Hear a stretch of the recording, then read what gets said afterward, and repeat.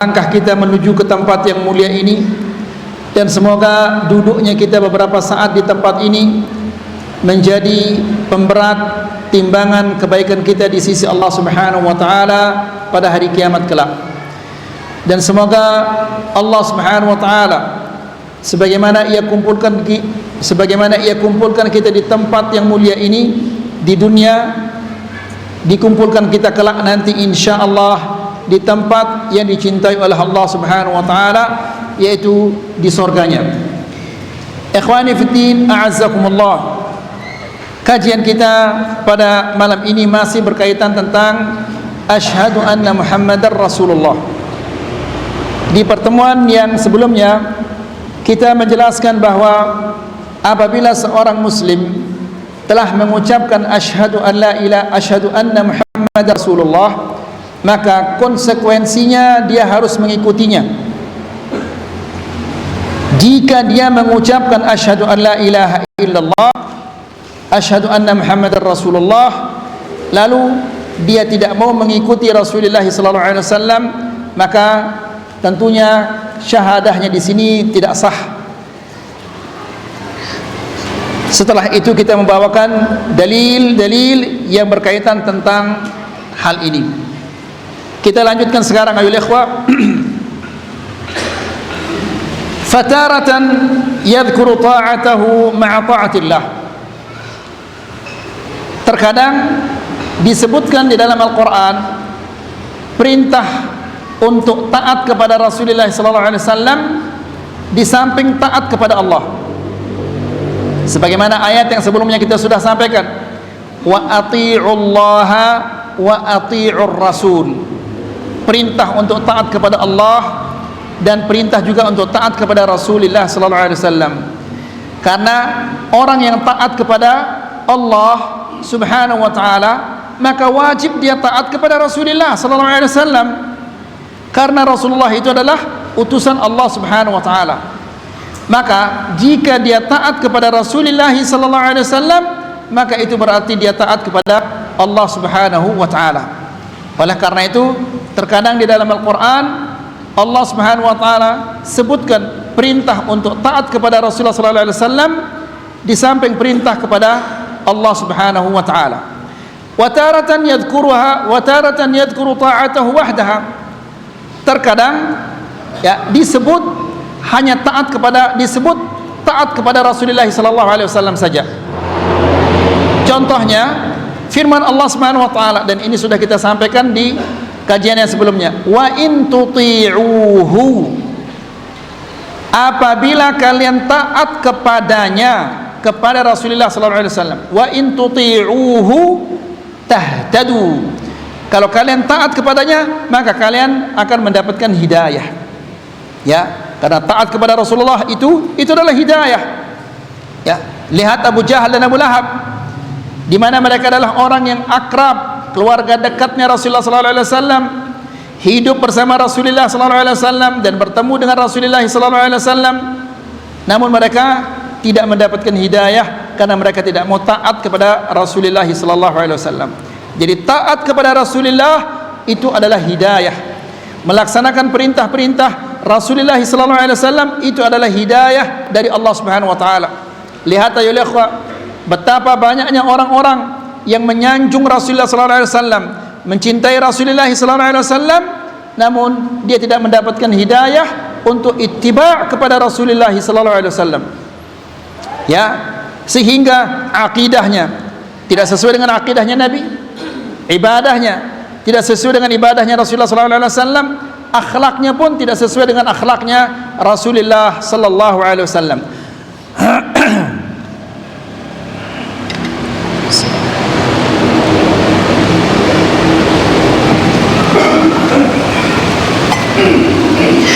Kemudian fala budda min ta'atihi sallallahu alaihi wasallam wa ittiba'ih, maka wajib untuk taat kepada Rasulullah sallallahu alaihi wasallam dan mengikutinya. Karena tidak ada gunanya dia diutus oleh Allah Subhanahu wa taala kalau kita tidak taat, tidak mengikutinya. Ya, dia diutus oleh Allah Subhanahu wa taala agar kita taat dan mengikutinya. Ya, dan taat kepada Rasulullah sallallahu alaihi wasallam dan mengikutinya itu adalah demi kebaikan kita di dunia dan di akhirat. Kan sudah kita sampaikan hadis Nabi sallallahu alaihi wasallam yang mengatakan, "Ma min syai'in yuqarribukum minal jannah wa yuba'idukum minan nar illa waqad buyyina lakum." Tidak ada sesuatu yang mendekatkan kalian kepada surga dan menjauhkan kalian dari neraka melainkan telah diterangkan kepada kalian. Lihat, telah diterangkan kepada kalian. Jadi semua yang mendekatkan kita kepada surga sudah diajarkan kita oleh Rasulullah sallallahu alaihi wasallam. Semua yang menjauhkan kita dari neraka sudah diajarkan kita oleh Rasulullah sallallahu alaihi wasallam. Maka itu artinya orang yang tidak mau taat, tidak mau ittiba kepada Rasulullah sallallahu alaihi wasallam, dia tidak mau masuk surga, tidak mau selamat dari neraka. Ya. Kemudian yarhamukallah. Kemudian wala budda aidan min al-iqtisar ala ma jaa bihi wa adam az-ziyadati ala ma amma jaa bihi. Ya. Di samping taat dan ittiba juga la budda harus membatasi, mencukupi diri dengan sesuatu yang dibawa oleh Rasulullah sallallahu alaihi wasallam wa adamiz ziyadah, dan jangan ditambah-tambah. Ya. Jangan ditambah-tambah, karena yang disampaikan oleh Rasulullah sallallahu alaihi wasallam kepada kita itu dari Allah, dan itu adalah pas sudah. Ya. Rasulullah sallallahu alaihi wasallam mengajarkan kita istighfar setelah salat 3 kali dan hanya mengatakan astaghfirullah, jangan ditambah al-azim. Jangan mengatakan astaghfirullahalazim, astaghfirullahalazim. Kita tidak pungkiri bahwa al-azim merupakan salah satu sifat Allah. Ya, tapi yang diajarkan kita oleh Rasulullah sallallahu alaihi wasallam hanya astaghfirullah. Ya, Nabi mengajarkan kita astaghfirullah itu berdasarkan wahyu. Yang menambahnya astaghfirullah al-azim ini berdasarkan wahyu atau berdasarkan apa ini? Tidak mungkin berdasarkan wahyu, karena wahyu sudah terputus setelah Nabi sallallahu alaihi wasallam meninggal dunia. Nabi mengajarkan kita kalau makan minum bismillah, jangan tambah ar-Rahman ar-Rahim. Bukan ar-Rahman ar-Rahim tidak baik.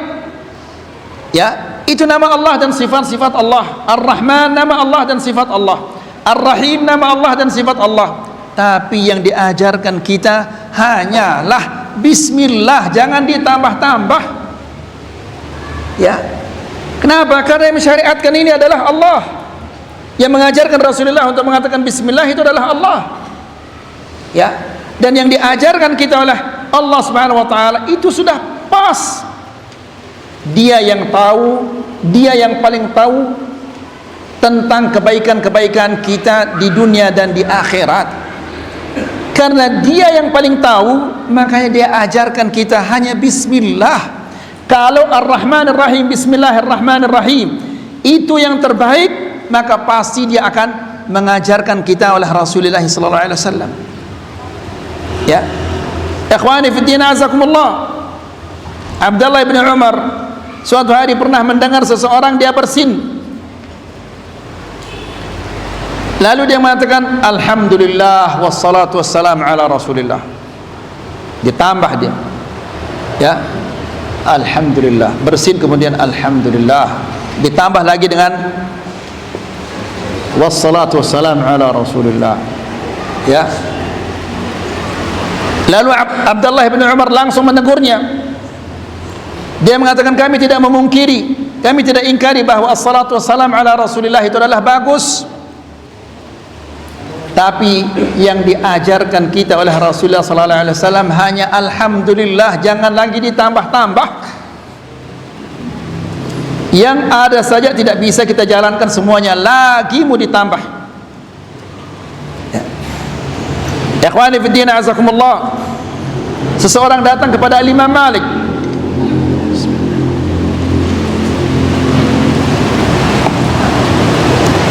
Antum perhatikan apa yang dikatakan oleh orang ini.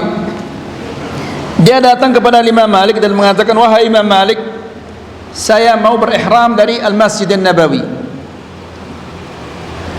ihram untuk haji atau umrah. Al-Imam Malik mengatakan, jangan, saya khawatirkan fitnah terhadapmu. Ya. Lalu orang ini mengatakan, fitnah apa?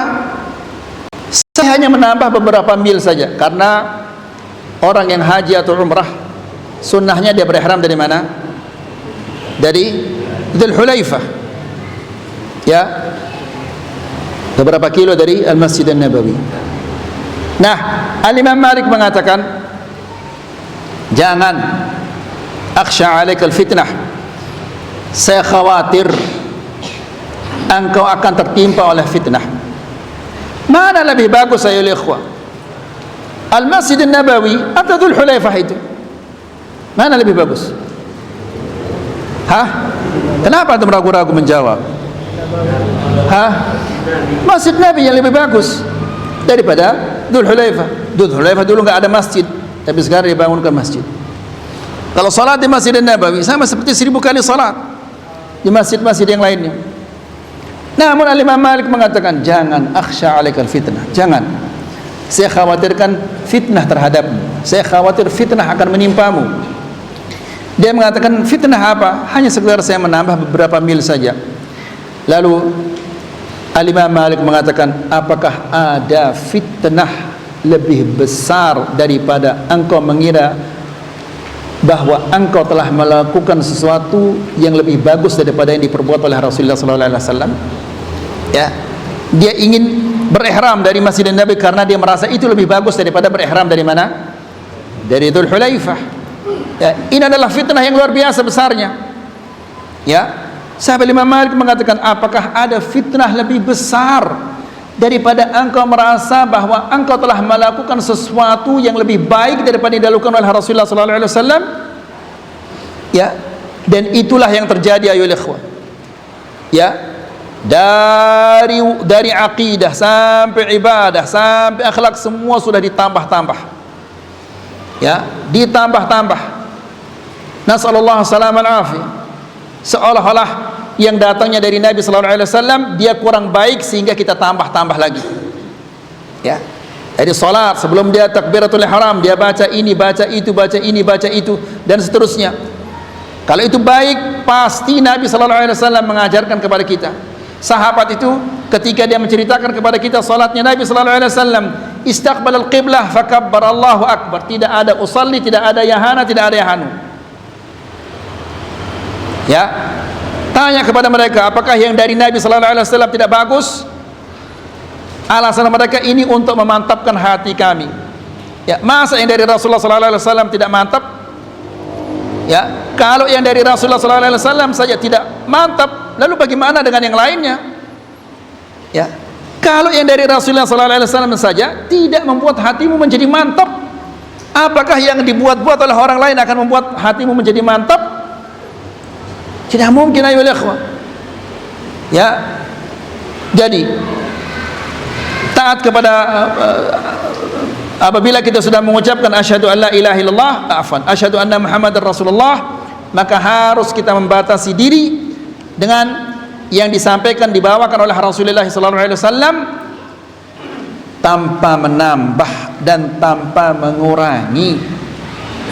Ya, di kajian yang sebelumnya sudah kita sampaikan ayolah ikhwah, Nabi sallallahu alaihi wasallam mengatakan, taraktukum 'alal mahajjatil bayda lailuha kanahariha la yazighu anha illa halik.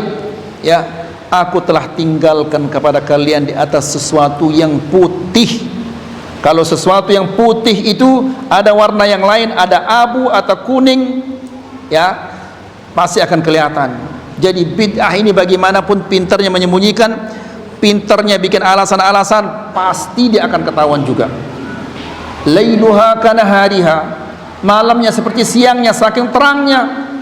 Maka kalau sudah begini terangnya, ya, semua yang berkaitan tentang akidah sudah ada hadis-hadisnya, ada dalil-dalilnya dari Al-Quran dan Sunnah.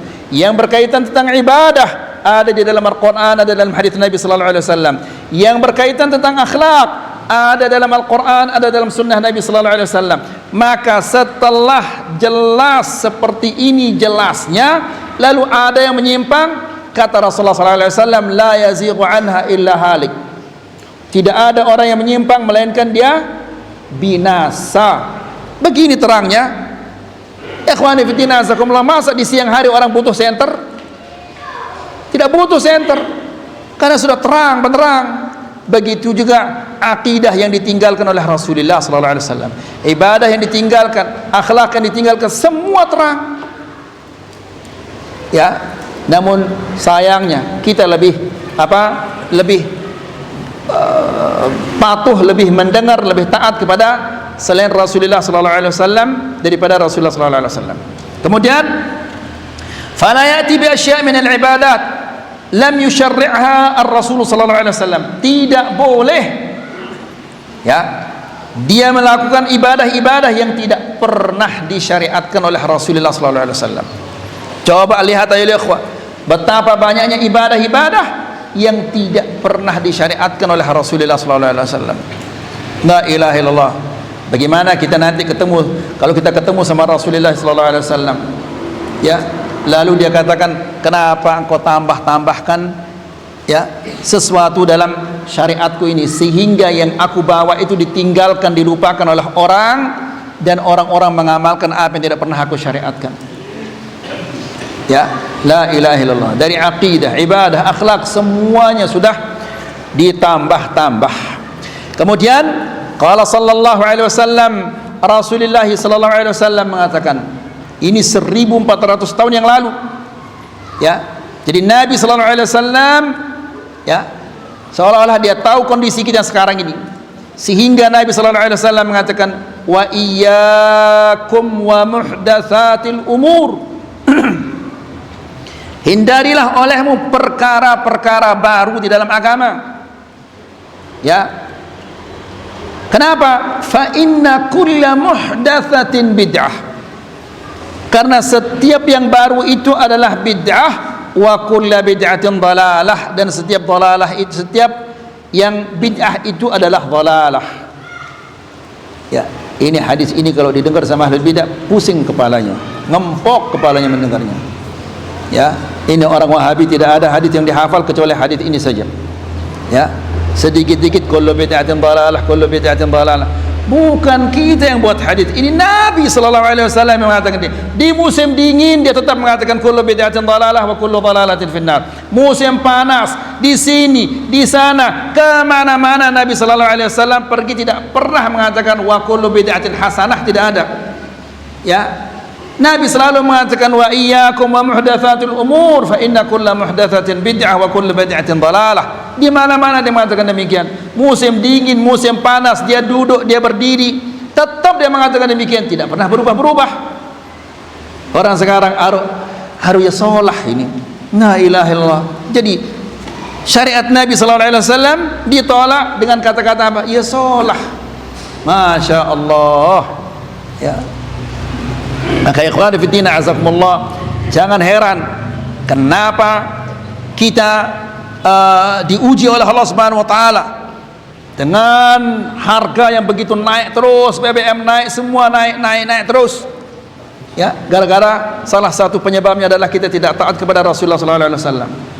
Ketika hanya beberapa orang di peperangan Uhud yang tidak patuh kepada Rasulullah sallallahu alaihi wasallam. Ya. Nabi mengatakan jangan kalian turun dari sini apapun yang terjadi. Mereka berijtihad. Ya, oh perang sudah selesai, sudah kalau gitu kita turun. Ya, begitu mereka turun langsung ditimpa oleh kekalahan. Sehingga sekian puluh dari sahabat-sahabat yang mulia terbunuh gara-gara beberapa orang yang tidak taat kepada Rasulullah sallallahu alaihi wasallam. Lalu coba antum bayangkan sekarang mana lebih banyak yang taat atau tidak taat? Yang tidak taat. Maka jangan heran kalau BBM naik, beras naik, sayuran naik, semua naik. Karena lebih banyak orang yang bermaksiat kepada Allah dan Rasulnya. Kalau hanya beberapa orang yang bermaksiat saja ditimpa mereka oleh kekalahan, lalu bagaimana kalau yang lebih banyak lagi bermaksiat kepada Allah dan Rasulnya?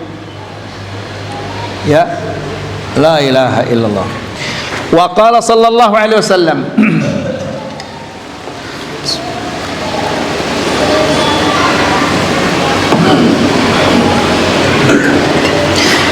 dan Rasulullah sallallahu alaihi wasallam mengatakan, man amila amalan laisa alaihi amruna fahuwa rad.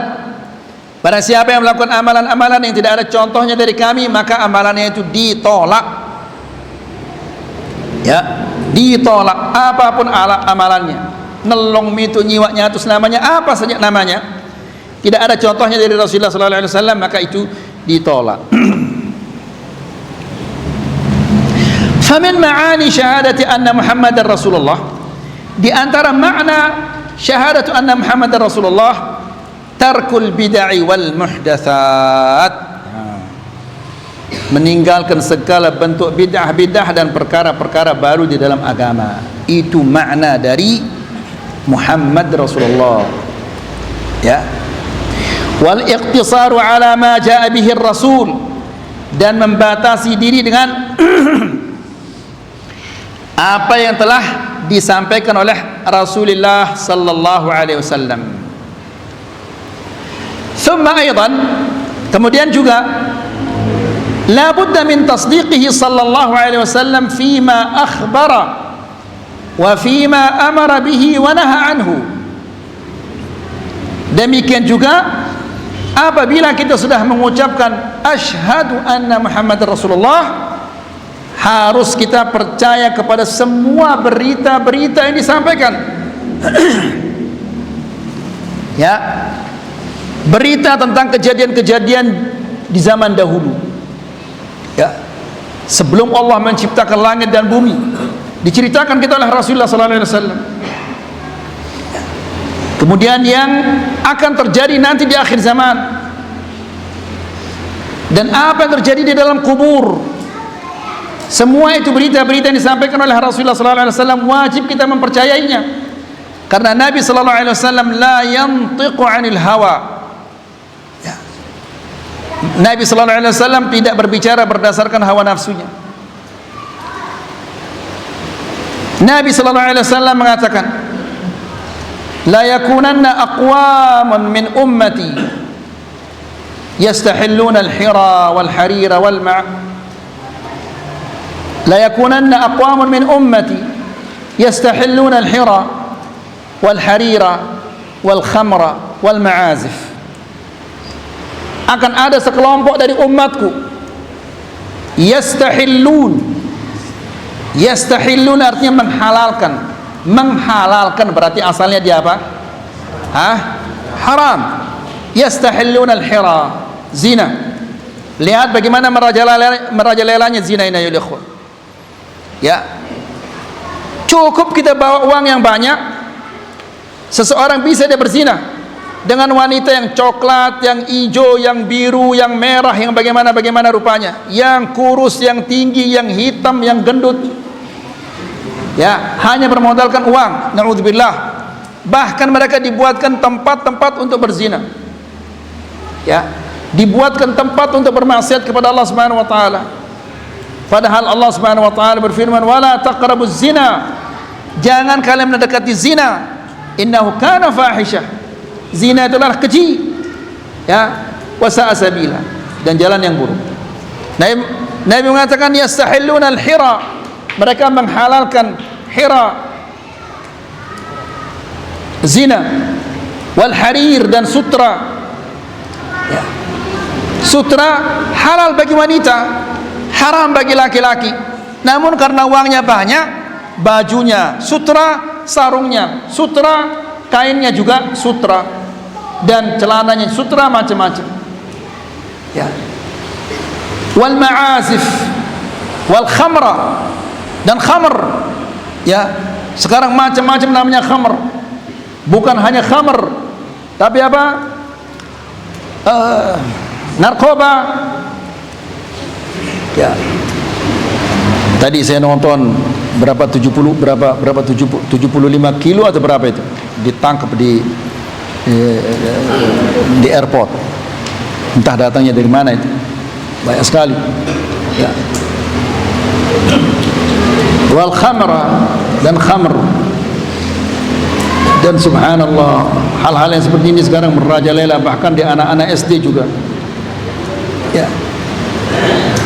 Wal ma'azif, dan alat-alat musik.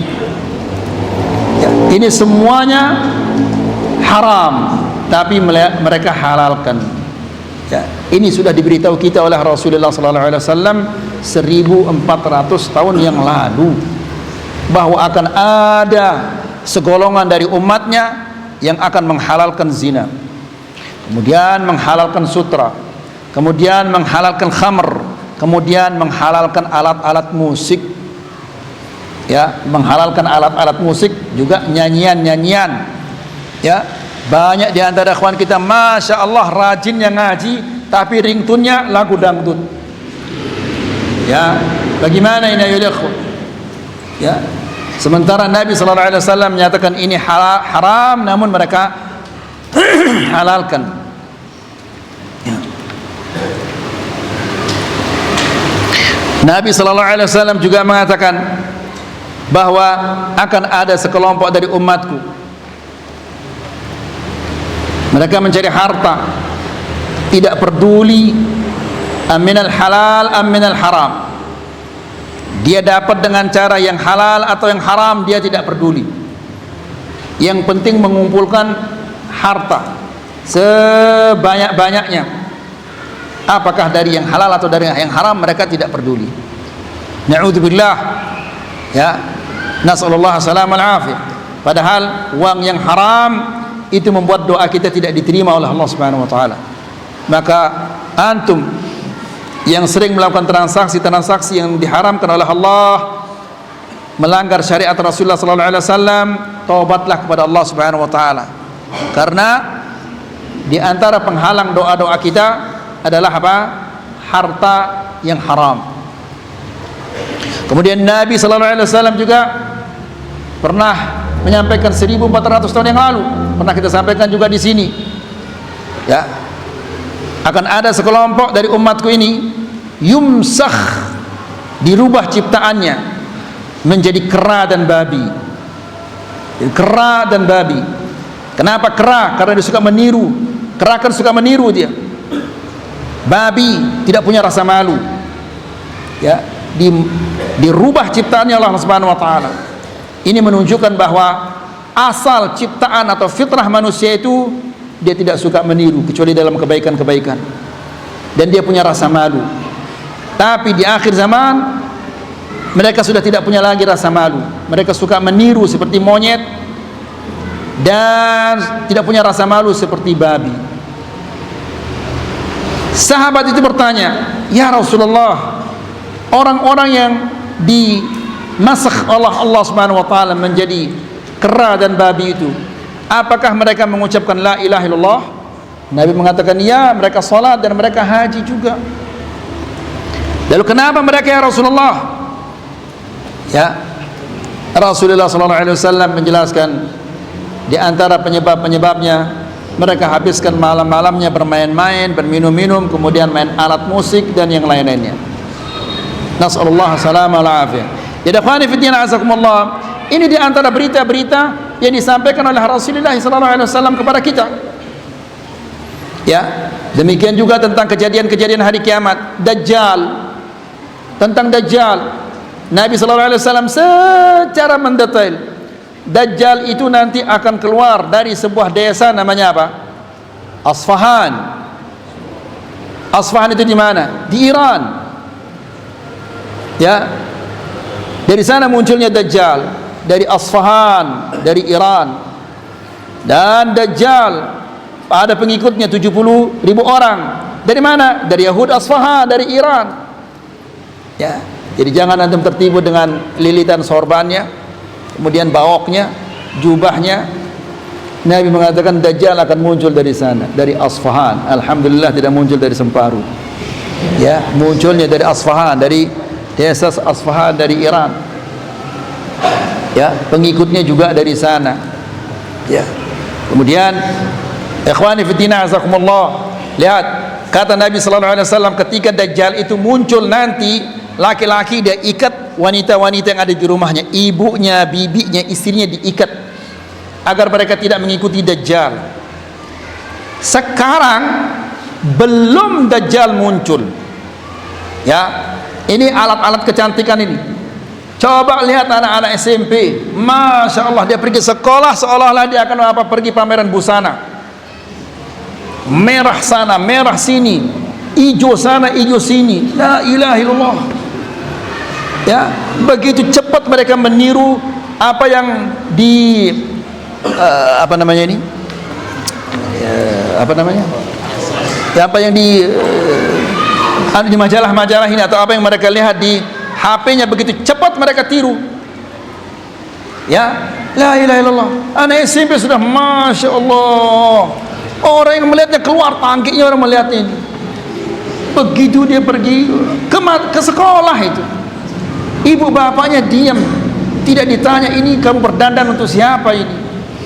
Ya, memang kita tidak pungkiri, tidak bisa kita cegah wanita untuk berdandan, karena Allah Subhanahu wa taala berfirman, awaman yunasya'u fil hilyati wa huwa fil khisami ghairu mubin. Tidak bisa kita cegah, tapi berdandan berhias itu ada tempatnya dan untuk siapa. Kalau sudah dia keluar seperti itu, kemudian di sini hijau biru, ya ibarat apa, di langit yang merah itu di langit yang biru. La ilaha illallah. Lah ini Dajjal belum dia keluar, Dajjal sudah begitu mereka ikuti apa namanya yang diiklankan oleh di majalah atau diiklankan di HP-HP. Lalu bagaimana kalau Dajjal itu muncul? Ya, maka yang wajar nanti laki-laki diikat, wanita-wanita yang ada di rumahnya, ibunya diikat, istrinya diikat, anak-anak perempuannya diikat supaya jangan dia ikuti Dajjal. Ya, karena wanita itu dhaifatu aqlin wa din, akalnya lemah, agamanya juga lemah. Entah waktunya Ustaz. Sampai ada. Baik. Jadi apa yang disampaikan, diberitakan oleh Rasulullah SAW, wajib kita percaya. Masuk akal kita atau tidak masuk akal kita, wajib kita percaya. Ya, Nabi SAW menjelaskan bahwa tidak ada fitnah yang sejak Allah menciptakan Adam sampai hari kiamat yang lebih besar daripada Dajjal. Ya, tapi ada yang lebih aku khawatirkan daripada Dajjal. Wa sallallahu ala nabiyina Muhammad, alhamdulillahi rabbil alamin. Sudah ada.